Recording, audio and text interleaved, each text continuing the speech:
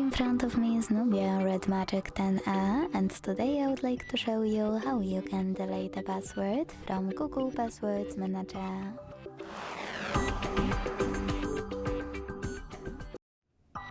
Begin by opening Settings and scrolling all the way down. Now hit Users and Accounts. Tap on Open under Google.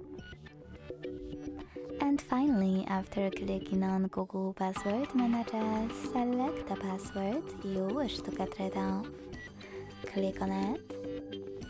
Enter your screen lock. Pick the Delete button and confirm your choice in the pop-up. Thanks so much for watching. If you enjoyed this video, don't forget to leave a like, comment and subscribe. Bye!